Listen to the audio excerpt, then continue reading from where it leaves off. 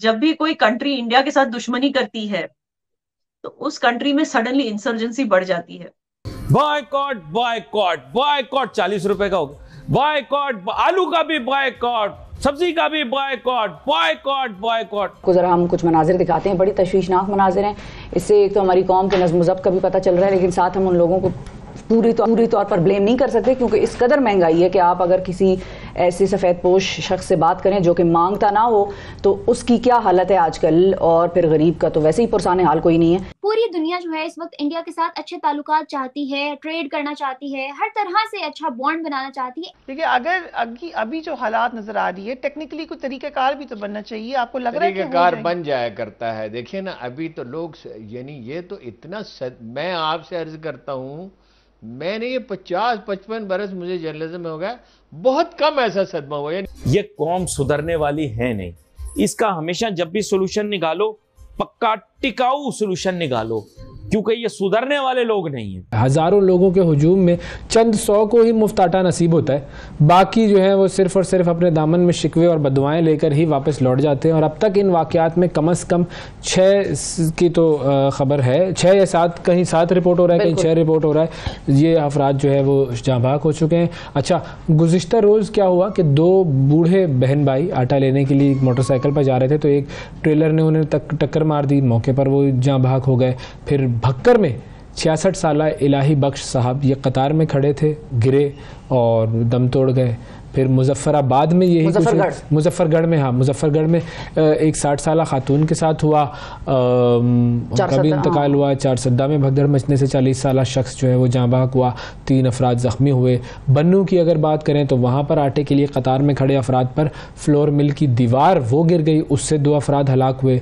भावलपुर में भगदड़ मची, वहाँ पर 8 खवातीन शदीद ज़ख्मी हुई। और रोज़ाना की बुनियाद पर ऐसे वाक़यात रोनुमा हो रहे हैं। अब ये आप जो वीडियो देख रहे हैं ये चारसद्दा की है, यहाँ पर भगदड़ मच गई थी। और ये जो वीडियो आप देख रहे हैं ये बन्नू की है। यहाँ पर जो है खवातीन सड़कों पर बैठी हुई हैं। ये वो खवातीन है जो कभी घर से बाहर नहीं निकली, वो मजबूर हो गई बेचारियां कि वो सड़कों पर आकर बैठे हैं, एहतजाज कर रही हैं, क्योंकि इनके जो मर्द हजरात हैं उनकी जान चली गई इस सारे अमल में कि वो आटा लेने, तो ये सड़कों पर बैठी हुई हैं और इन्होंने सड़क ब्लॉक की हुई है। अब हर एक देश हमारा दोस्त ही बन जाए, फिर मजा कहाँ से आएगा? थोड़ा ड्रामा होना चाहिए ना लाइफ में, तो होने दो उनको दुश्मनी। अब आप लोग कुछ मुल्क ऐसे इकट्ठे कर रहे हैं जो ड्रामा के लिए, मिर्च मसाले के लिए, पॉलिटिक्स के लिए आप लोगों के साथ जुड़े रहे हैं, बाकी कोई मुद्दा नहीं। हम नहीं इकट्ठा कर रहे, we are open to friendship with everyone, इसीलिए हमने ऑपरेशन दोस्त मुकम्मल किया। जैसे आपको इनफैक्ट जब फ्लड्स आए थे पाकिस्तान में थोड़ा सोच विचार करने के बाद हम पाकिस्तान को भी हेल्प करने के लिए रेडी हो गए थे। वो तो पाकिस्तान पीछे हट गया, कहा कि हमें इंडिया से हेल्प चाहिए ही नहीं। अब सोचो, बेगर्स कांट बी चूजर्स, इस फ्रेज को ही उल्टा कर दिया पाकिस्तान ने। तो हम हमेशा जी पाकिस्तान में जो भी इमदाद फ्लड्स के वक्त आई थी वो आपने टर्की के सिनेरियोज में देख लिया कि उसी तरह वो हमने बचा के रखी है सबकी इमदाद, कि उनको जब मुश्किल आएगी तो हम वापस भेजेंगे उनको, उनकी जरूरत में हमने उनके लिए बचा के रखी। हमने इकट्ठी ही इस वजह से की थी, हमने अपने लोगों के लिए तो इकट्ठी ही नहीं की थी। Very kind of you. मगर सच में हम कभी किसी कंट्री का बुरा नहीं चाहते और हर कंट्री के साथ दोस्ती बन के रहना चाहते हैं, लेकिन अगर उनको प्रॉब्लम है हमसे तो अब हम क्यों अपना टाइम वेस्ट करें ये समझने के लिए कि उनको हमसे क्या प्रॉब्लम। जिनको प्रॉब्लम है वही इस चीज को जस्टिफाई करें कि भाई आपको प्रॉब्लम क्यों है। कल की वीडियो है, बड़ी अफसोसनाक वीडियो है कि लोग ट्रक के ऊपर चढ़ गए और उसमें भी जाहिर है कितने लोग कुचले गए होंगे, बच तो गए, लेकिन ये है कि इसी तरह मुताबिक ये एक चीज, एक ट्वीट मैंने देखी, पाकिस्तान के मशहूर एंकर और एक्टर जो हैं शफात अली, उनकी बड़ी एक इंटरेस्टिंग ट्वीट थी। उन्होंने ये लिखा कि जब बिजली के बिल लोगों के घरों पे पहुंचे तो ये आटा डायरेक्टली क्यों नहीं पहुंच सकता उन लोगों के घरों पर जिनको ज़रूरत है। आपके पास सारा मैकेनिज्म है, सब कुछ है, वो डायरेक्ट पहुंच जाए, बजाय इसके कि इन लोगों को आप ख्वार करें और ख्वार करें, उनको प्रोवोक एक तरह से वो हो जाते हैं ना। जाहिर है किसी को पता है कि भाई हमारे घर में राशन नहीं आ रहा है, मुफ्त आटा एक जगह तकसीम हो रहा है, चलो दौड़ो ले जाएंगे। बिल्कुल हालात ऐसे, एक खानदान के कितने कितने लोग भी पहुंच जाएंगे। बेनजीर इनकम सपोर्ट प्रोग्राम का इतना डेटा है और बाकायदा तरीके से वहां पर आप दुकान पे जाते हैं, आप वो कैश जो है उनसे हासिल कर लेते हैं, तो कुछ लोगों के बैंक्स में आ जाती है वो रकम।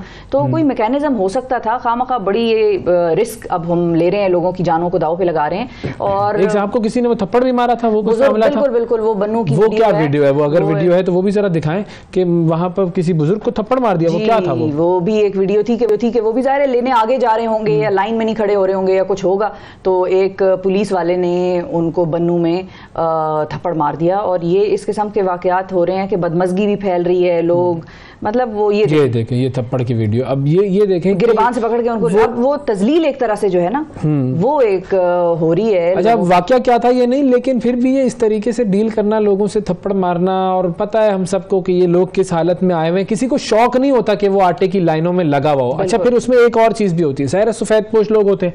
अब अगर मैं इस हाल में हूँ, पीछे बैठे भी होंगे, आगे भी नहीं जाएंगे। मैं ये सोच रहा हूँ कि अगर मैं मिसाल के तौर पर इस हाल में हूँ कि मुझे आटे की जरूरत है खुदा ना खास्ता, और मैं गया हूँ आटा लेने के लिए, तो उस लाइन में खड़ा हूँ, और अगर मेरा रिश्तेदार वहां पर कोई होगा, वो भी इसी जरूरत के तहत आया होगा, तो हम नजरें क्या आपस में मिल सकेंगी या नहीं?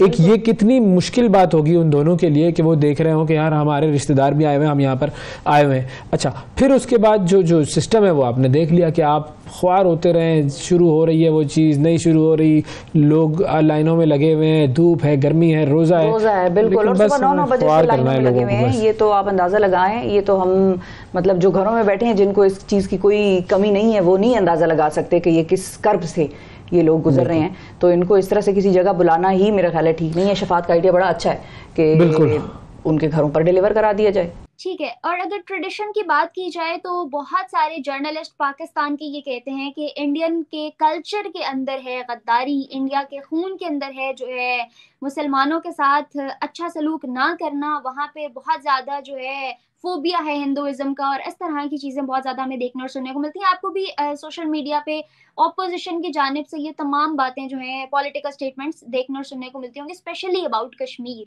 तो इन तमाम चीज़ों का क्या हिंदुस्तान कभी जवाब दे पाएगा या देगा या बॉदर नहीं करेगा? Hindustan is too busy for all this. And मैं सच बताऊं तो जिन मुसलमानों को प्रॉब्लम्स नहीं चाहिए अपनी कंट्री में, they are also too busy. इस वक्त हमारे यहाँ जो मुसलमान है ना, वो बहुत बिजी हैं, तरावी पढ़ रहे हैं।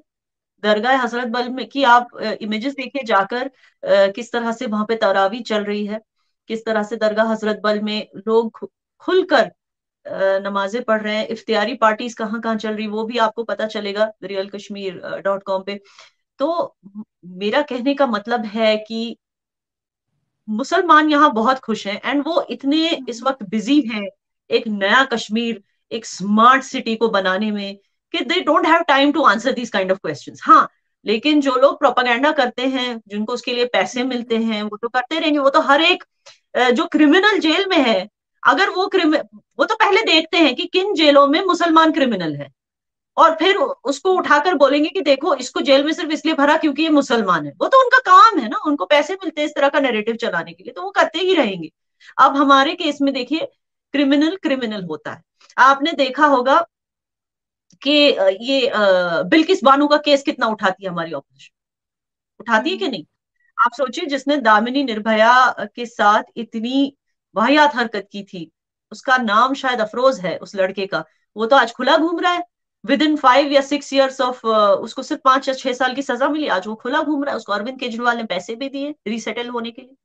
लेकिन बिल्किस बानो के रेपिस्ट 15 साल के बाद जेल काट के जब बाहर निकले, तो उनके उनके उनके बारे में बोला जा रहा है कि जस्ट बिकॉज विक्टिम मुस्लिम थी तो आज इनको बाहर निकाला गया जेल से।